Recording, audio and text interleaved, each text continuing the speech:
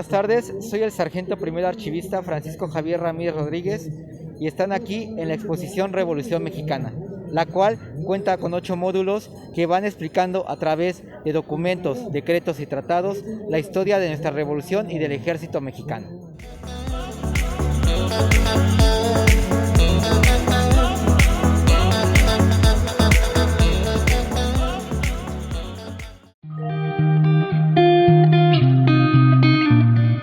El plan de San Luis Potosí, en el cual con este plan Francisco I. Madero se levantó en armas en contra de la reelección de Porfirio Díaz. Con este movimiento se inicia la Revolución Mexicana, igual se inicia la lucha por la democracia. Aquí podemos ver algunos personajes históricos, como son los hermanos Cerdán, que también lucharon en Puebla en el levantamiento en contra de Porfirio Díaz y apoyando la antirreelección. Bien, nos encontramos ahora en el plan de San Luis y nos van a mostrar sus personajes. Soy el general Porfirio Díaz. Nací el 15 de septiembre de 1830 en el estado de Oaxaca. Fui presidente durante más de 3 décadas, lo cual permitió el desarrollo del país durante mi mandato. Transformé a México de un estado de guerra a ser un país pacífico, estable y ser tomado en cuenta en el ámbito internacional. Se crearon y formaron vías de comunicación, extensión de vías férreas, la construcción de escuelas para que la educación fuera básica, laica, gratuita y obligatoria, la creación del Banco de México, la electricidad y la Universidad Autónoma de México. Mi lema es paz, orden y progreso. Yo soy el periodista James Grillman, nací el 12 de noviembre de 1859 en Montreal, una provincia de Canadá. En 1908 recibí la primicia de mi vida, entrevistar al presidente de México, Porfirio Díaz, en la cual manifestó que había esperado pacientemente en que el pueblo de México pudiera elegir por sí mismos a sus nuevos gobernantes sin necesidad de revoluciones armadas, y creía que finalmente ese día había llegado. Gracias a ello, el pueblo de la República Mexicana pasó a ser un país democrático. Soy Francisco I. Madero, nací el 30 de octubre de 1873 en Parras, Coahuila. En 1909 fundé el Partido Nacional Antireeleccionista para postularme en las elecciones de 1910. Como Porfirio Díaz no quería que las ganara, me mandó a encarcelar acusándome del delito de conato rebelión. Después de unos días escapé a Estados Unidos y desde un pueblo llamado San Antonio, en 1910 promulgué el plan de San Luis, donde invité a mi gente madrista a levantarse en armas en contra de Porfirio Díaz, lo que se inició una guerra llamada la Revolución Mexicana. Soy el licenciado Roque Estrada Reynoso. Conocí a Francisco I. Madero en 1909. Juntos promovimos nuevos clubes. Participamos en la campaña presidencial, donde uno de los discursos de Francisco I. Madero fue el pretexto perfecto para el régimen de Porfirio Díaz. Nos tomaron presos en Monterrey, nos trasladaron a San Luis Potosí, donde logramos fugarnos a Estados Unidos para organizar el plan de San Luis. La Triste ayudó a Francisco I. Madero a la lucha antirreeleccionista y a levantarnos en armas contra el gobierno de Porfirio Díaz. Pero alguien le informaba a Díaz sobre nuestros planes que teníamos en contra de él. La policía no nos dio opción ni tiempo. El día 18 de noviembre de 1910, varios policías rodearon mi casa. En el primer intento de arresto fue rechazado. No nos dejamos. Abrimos fuego. Durante 4 horas, mi hermano Máximo junto con varios partidarios se encontraban muertos. Me escondí en el sótano donde se ocultaban las armas.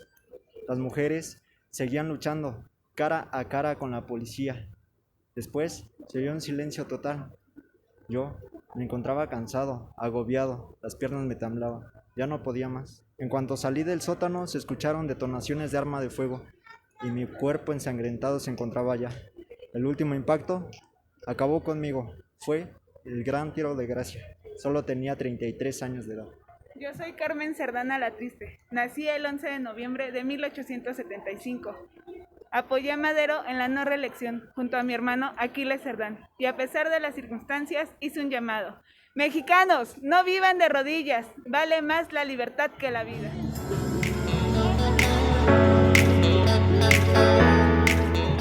Bien, bien, estos son los personajes del Plan de San Luis.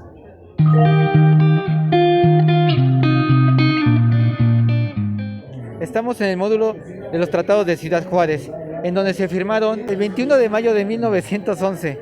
Con estos tratados se logró la victoria de la Revolución Maderista, en donde Pascual Orozco y Francisco Villa tomaron la Ciudad Juárez. Y como aquí dice, Pascual Orozco fue el jefe revolucionario.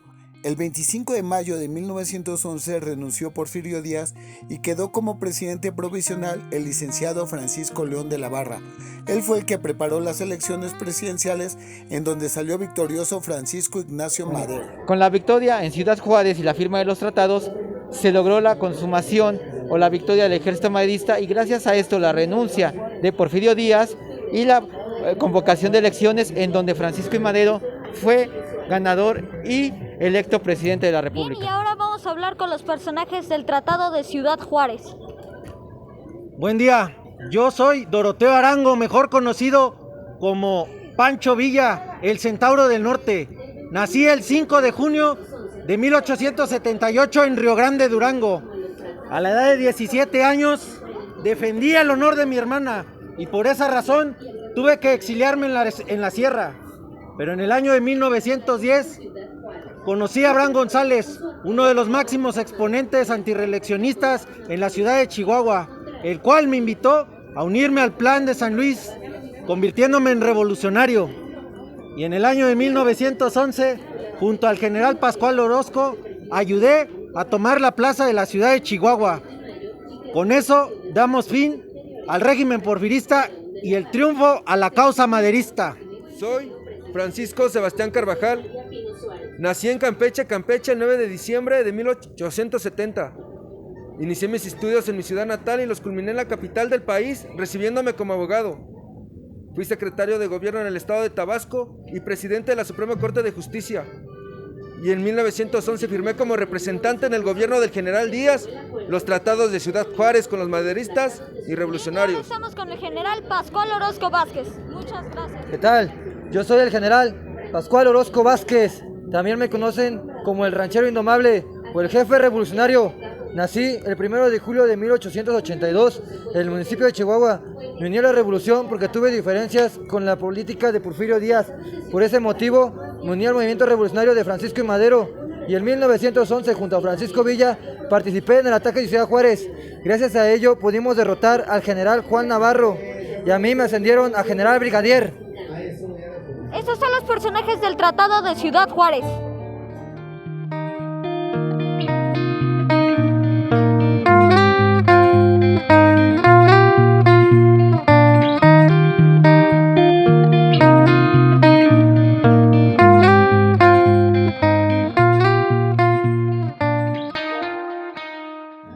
Estamos aquí en el módulo del Plan de Ayala, en el cual Otilio Montaño y Emiliano Zapata elaboraron un plan el 28 de noviembre de 1911, en donde desconocían al gobierno de Francisco I. Madero y principalmente reclamaban una justicia agraria, una justa repartición de tierras y lógicamente que se cumplieran todo lo que le habían prometido cuando se levantaron en armas en 1910. De igual manera tenemos algunas fotografías representativas de personal femenino que participó en la Revolución Mexicana y posteriormente fueron reconocidas como veteranas de la Revolución y se les otorgó un grado militar. En el caso de Rosa Padilla, de capitán, y en el caso de María Teresa, de coronel. Cuando Emiliano Zapata desconoce a Francisco I. Madero, ¿Villa lo sigue apoyando o cómo es? De hecho, en este momento, Emiliano Zapata y Francisco Villa no tienen una relación. Villa es un fiel seguidor de Francisco I. Madero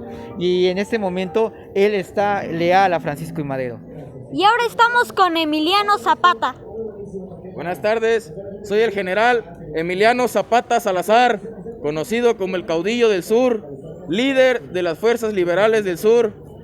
El 20 de noviembre de 1910 apoyé el movimiento revolucionario de Francisco I. Madero, en el cual acordamos que mis peticiones agrarias y las tierras serían respetadas y repartidas por igual. Luchamos en Cuautla, en Yeutla y en Cuernavaca contra fuerzas federales de Porfirio Díaz, de las cuales salimos victoriosos. Pero Madero nunca me cumplió con lo que habíamos acordado, por lo cual el 28 de noviembre de 1911 proclamé el Plan de Ayala, en el cual lo nombré traidor a la revolución por no cumplir con lo que habíamos acordado. Un grupo de campesinos y yo nos levantamos en armas, luchamos por la tierra y la libertad. ¡Tierra y libertad! Buenas tardes, soy Otilio Montaño, nací 13 de diciembre de 1877 en Villa de Ayala, Morelos. Fui maestro y director de la escuela en Villa de Ayala, Morelos. Mi lucha fue más social que política. En 1910 apoyé la candidatura de Francisco Madero. El 28 de noviembre de 1911 en Ayotutla, Puebla, junto a Emiliano Zapata, redacté el Plan de Ayala. Estos son los personajes del Plan de Ayala.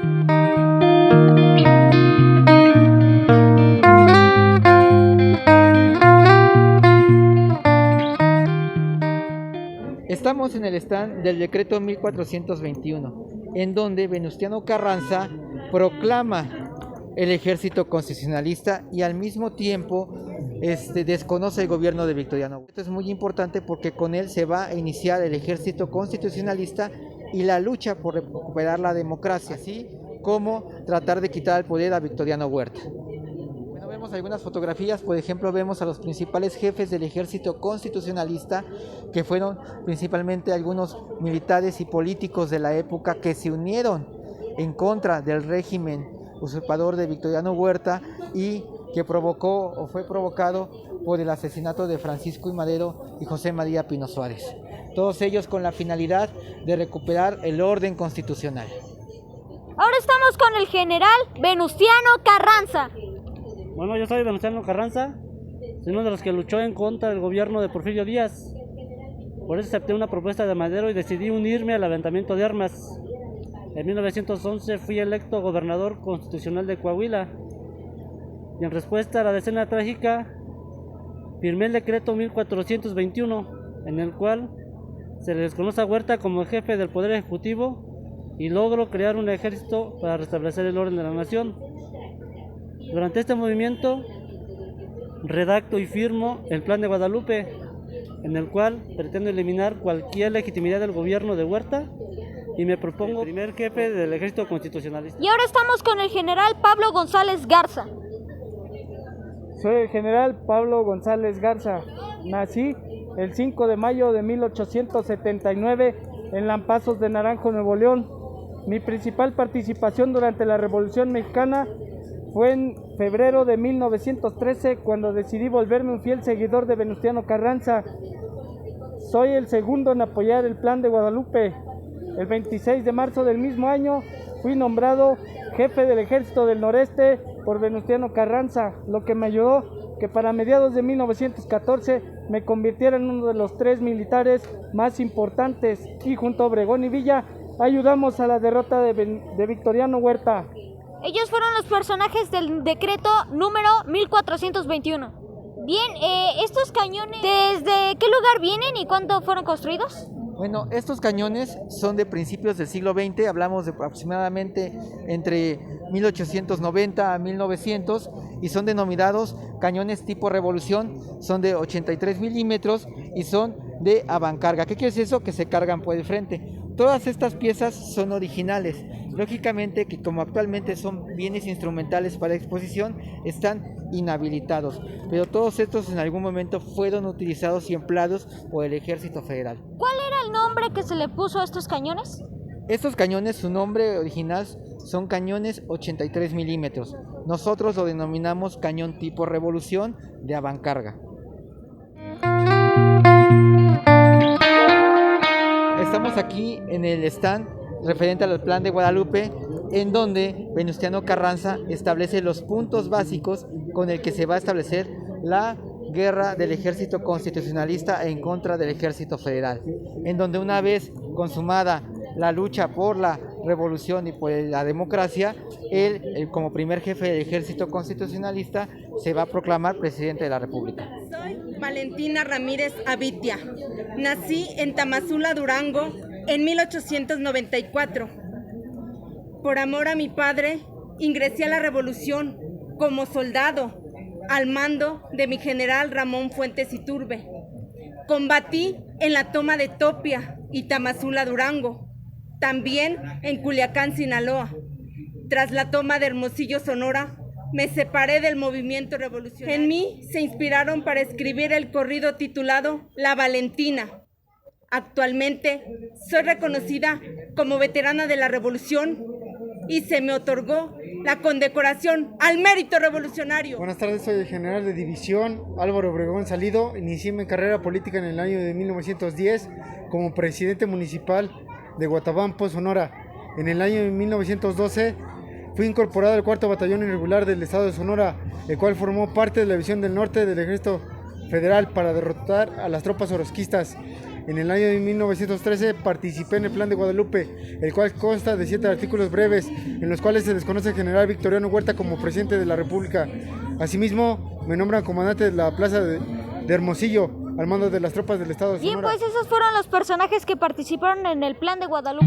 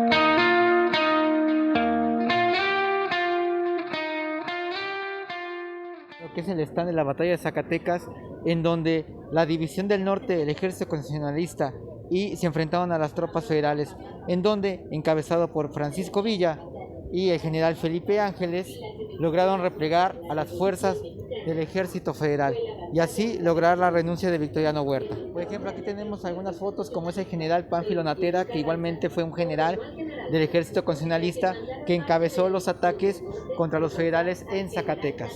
Algunas tropas del Ejército Federal que vemos cómo se embarcaban en tren, en donde el ferrocarril fue el principal medio de transporte durante la Revolución Mexicana.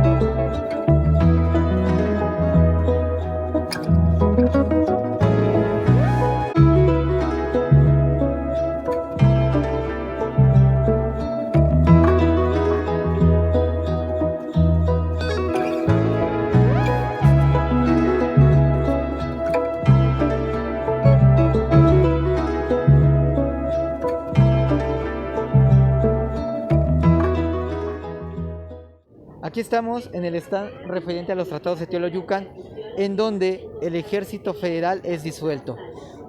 Con este tratado, el Ejército Constitucionalista logra una victoria, lógicamente, y con ello el triunfo de la Revolución Mexicana. Bien, nosotros aquí teníamos una pregunta. Ya ve que se firmó el 13 de agosto, los tratados de Teoloyucan, que se firmó de hecho encima de una salpicadera de un forte, que me parece que esa es la réplica. Aquí está. Esa es la réplica del forte. Aquí fue, en la salpicadera en donde se firmó el tratado de Teoloyucan, que de hecho estuvo presente Estados Unidos, Brasil, Guatemala, Francia y Gran Bretaña. Bien, también ahí estuvo presente, Eduardo Iturbe,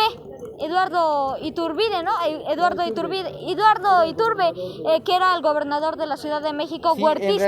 en realidad, cuando se firman los tratados de Teoloyucan, está el general Lucio Blanco, Álvaro Obregón como los principales representantes del ejército constitucionalista, y por parte del ejército federal, principalmente está Otón Pompeyo Blanco y algunos otros. De igual manera están representantes tanto de la Ciudad de México, en ese entonces, Distrito Federal, como es Iturbe, y como representantes del gobierno federal. Esto es muy importante porque con este documento se va a firmar la disolución del ejército y va a dar la apertura o la victoria al ejército constitucionalista, y va a permitir que se abra o se genere un nuevo orden constitucional, un nuevo orden jurídico y una nueva forma que va a ser de gobierno, y un cambio de estructura, de la estructura vieja porfiriana a lo que va a ser el gobierno que va a emanar de la Revolución Mexicana. De hecho, se firmó al lado en un punto entre Culhuacán, y también entre Teoloyucan. Pero la pregunta es de que en Cuautitlán y entre Cuautitlán y Teoloyucan, la pregunta es de que después Venustiano Carranza cierra el colegio militar. ¿Por qué lo cierra hasta 1920? No es que él lo cierre. Cuando se disuelve el ejército federal, no solamente se disuelven las tropas bélicas, por así decirlo, sino toda la estructura que viene con ello. Hablamos de planteles militares, bases militares, y entre ellos el colegio militar, porque el colegio militar pertenecía a esa estructura militar como tal. Posteriormente, cuando el ejército constitucionalista ya en el 17 se convierta en el Ejército Nacional, van a retomar este tipo de planteles como el colegio militar, con las mismas bases, los mismos valores, y se va a reaperturar. Pero en este momento que se disuelve el ejército, se disuelve completo, incluyendo sus estructuras y sus planteles educativos. Y ahora nos encontramos con el general Lucio el Blanco, el cual fue el que le puso el nombre de la calle de Francisco y Madero y también la de Pino Suárez. Sí, buenas noches, soy Lucio Blanco Fuentes, fui un general de brigada, representante del ejército constitucionalista para la firma de los tratados de Teoloyucan. Tratados que constaban de dos actas, una referente a la capitulación de la Ciudad de México ante el ejército constitucionalista, la otra la disolución del ejército federal. Después de la firma de los tratados, el general Álvaro Obregón entró a la Ciudad de México con 6,000 hombres del cuerpo de ejército para iniciar los preparativos y recibir al primer jefe del ejército constitucionalista, Venustiano Carranza, quien quedó a cargo del Poder Ejecutivo con base en lo estipulado en el Plan de Guadalupe, como los mismos tratados.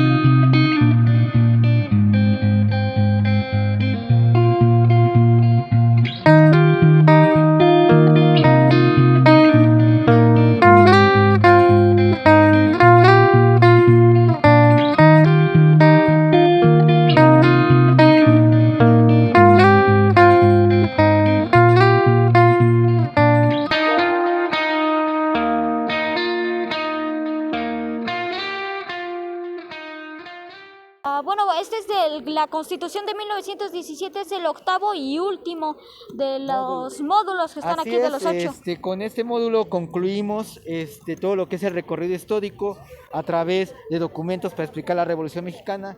en donde con el Congreso Constituyente de 1916 se va a lograr, digámoslo así, sumar todos los valores, los esfuerzos para que en 1917 se proclame la Constitución.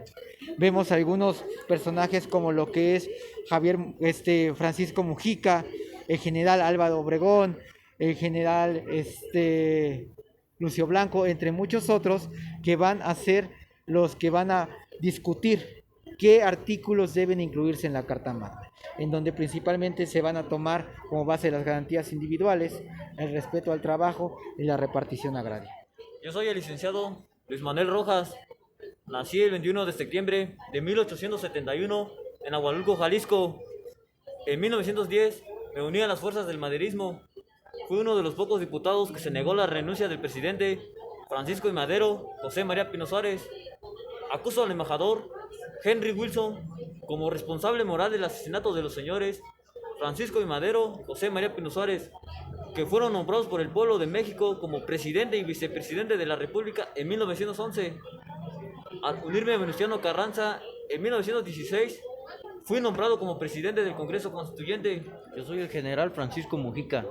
Nací el 3 de septiembre de 1884 en Tihuití, Michoacán. Yo también participé en el Congreso Constituyente de 1917, que produjo la Constitución de México. Mi ideología está plasmada en los artículos 3, que todas las personas tienen derecho a la educación. El artículo 27, las tierras y agua en territorio de la nación son de quien la trabaja. Y el artículo 123, todas las personas tienen derecho a un trabajo digno. Bueno, este es el último módulo, Después del año de 1917, ¿nos podrías hacer un resumen de lo que continuó? Pues prácticamente después de la consumación de la Revolución Mexicana, tenemos la conformación de la Constitución. Nuestra Carta Magna va a dar los precedentes a la estabilización del México contemporáneo, en donde posteriormente, ya como Venustiano Carranza como presidente de la República, va a tratar de mantener el país en paz. Lógicamente que después de 20 o 30 años vamos a ver la consumación de la Revolución Mexicana y la estabilidad hasta el general Lázaro Cárdenas del Río. Pero prácticamente con todo este proceso histórico vamos a ver un cambio estructural desde el Porfiriato hasta el momento de la Constitución, en donde van a ser las bases del México actual.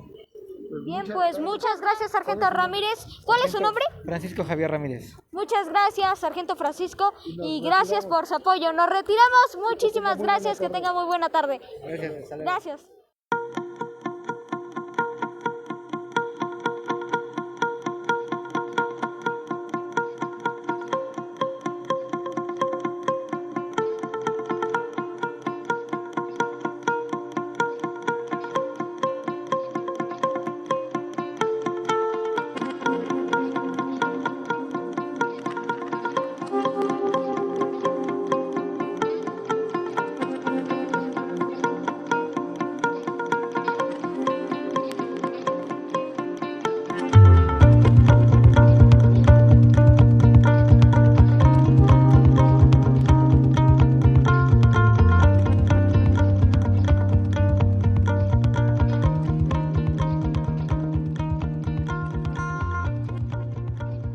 Bien, estamos aquí con el piloto de la aeronave.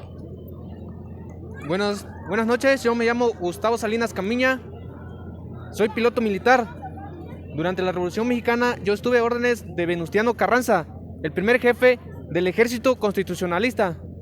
A mí se me asignó como piloto al Ejército del Noreste, en el cual estaba a órdenes del general Álvaro Obregón, con el cual participé en la primera batalla aeronaval del mundo, que tuvo hecho en la bahía de Topolobampo, Sinaloa. Fue la primera vez que tuvo hecho el ejército mexicano en bombardeos. Bien, pues él fue el piloto que utilizó el bombardero aéreo. Bien, amigos, pues esta fue la exposición Revolución Mexicana. Les queremos comentar de que esta exposición ya no va a estar más en el Zócalo. Hoy fue el último día, ya fue clausurado. De hecho, la gente ya está saliendo. y bueno, estaba abierta desde las 10 de la mañana, lo cierran a las 6 de la tarde, ahorita podemos ver que ya están inclusive hasta retirando todos los elementos, bueno, como las bocinas que utilizan, bueno, para cantar. También les queremos, bueno, pues mostrar de que fueron en total 8 los módulos, 8 módulos, 4 de este lado y 4 de este, los cuales cuestan una, bueno, pues breve historia de la Revolución Mexicana desde el Plan de San Luis, luego se siguen hasta acá, que fue la Constitución de 1917, que fue creada por Venustiano Carranza con la ayuda de Álvaro Obregón y sus aliados. Bien, pues fue un pequeño resumen desde que Porfirio Díaz, bueno, pues se quiso volver a reelegir, desde que hizo la entrevista con Kliman, que de hecho les voy a hacer un mini resumen rápido de estos dos para que, bueno, se puedan entenderlo. Durante una entrevista a Kliman y Porfirio Díaz, bueno, pues le hizo una pregunta a Kliman a Porfirio Díaz, que si sí iban a haber elecciones en el siguiente año, y Porfirio Díaz aceptó, dijo que sí, que ya no se iba a volver a reelegir. Ante esto, bueno, pues Kliman se sorprendió, dijo, oh, qué bueno, esperemos que sí sea cierto, y tiempo después, cuando llegan las elecciones, se volvió a reelegir Porfirio Díaz. Francisco I. Madero y todos los mexicanos indignados deciden hacer un plan, en este caso, en contra de Francisco I. Madero. ¿Qué fue lo que pasó? En las elecciones Francisco I. Madero fue el que ganó, pero Porfirio Díaz no quería que hubiera otro presidente porque él quería seguir siendo el presidente, así que lo mandó a encarcelar a San Luis Potosí. Tiempo después, bueno, Francisco I. Madero escribió el Plan de San Luis y mandó a quitar a Porfirio Díaz, el cual, asustado, bueno, se rindió, le dejó la presidencia a Francisco I. Madero, el que ganó, y se la dejó con las votaciones, ya que él había ganado, Francisco I. Madero había ganado las votaciones que se hicieron en 1910, y lo exiliaron hacia París, hacia Francia. Se fue en un barco hacia Francia, París, y así fue como comenzó la revolución. Tiempo después ocurrió la Decena Trágica. Bueno, Carranza estuvo en contra de personajes, bueno, como Victoriano Huerta, los cuales, bueno, hicieron la Decena Trágica, que afectó a Francisco I. Madero y también al vicepresidente, a su vicepresidente Pino Suárez. En apoyo a ellos dos, bueno, al final, Venustiano Carranza, Pancho Villa y también Emiliano Zapata se rebelaron en contra de Victoriano Huerta y lucharon en contra de él. Esto menos Emiliano Zapata, que casi no apoya a Francisco I. Madero, ya que Francisco I. Madero le había pedido, bueno, pues le había prometido recuperar las tierras que anteriormente los franciscanos les habían quitado a los zapatistas, pero como no se las dio porque ya no le dio tiempo, como ocurrió la Decena Trágica, bueno, pues Emiliano Zapata estaba indignado con él, no lo apoyaba, pero sí estaba en contra de Victoriano Huerta. Luego llegamos a los sucesos que ocurrieron, a la última batalla de Zacatecas, tiempo después a los tratados de Teoloyuca, que fue cuando ya completamente, bueno, el ejército de Victoriano Huerta, el ejército federal, bueno, dijo que ya no podemos hacer nada más, nos rendimos. De hecho, ese tratado se firmó en la salpicadera del fort que está más adelante, que es justo el que está enfrente. No es este, sino hay otro que está atrás. Ya lo mostramos. De hecho, bueno, cuando les mostramos les ponemos un texto que ese es el fort en donde se firmó el Tratado de Teoloyuca. Y también, bueno, como ya les comenté, ahí fueron muchos países para aprobar la derrota del ejército de Victoriano Huerta. Ya tiempo después se creó la Constitución de 1917 y se implementaron artículos como el artículo 123, el 27 y también el artículo del trabajo, el artículo del libre de educación, del derecho a la educación, que sea laica también la escuela, como lo había implementado años atrás don Benito Juárez, y también el artículo del trabajo. Bien, pues fue como un resumen de la revolución, un resumen de la sargento Olivia, la cual nos va a dar un resumen de lo que se muestra en estos 8 módulos. Hola, buenas noches. Pues esta fue la exposición itinerante de la Revolución Mexicana, la cual estuvo integrada por 8 módulos que muestran obviamente en diferentes pasajes la historia de nuestro país. Como por ejemplo, tuvimos módulos como en esa parte el Plan de San Luis, los tratados de Ciudad Juárez, tratados de Teoloyucan, la Constitución de 1917. Son ejemplos de uno de los módulos por los que estuvo conformada esta exposición itinerante. Gracias y les agradecemos, ¿no?, el estar por el haber estado aquí con nosotros. Muchas gracias. Bien, pues muchas gracias. Gracias también a todos ustedes que nos acompañaron en este estreno. No olviden de dejar su like y compartir. Y les recordamos que se suscriban a nuestro canal secundario 4T, la nueva generación. Muchas gracias y nos vemos hasta la próxima. Adiós, amigos.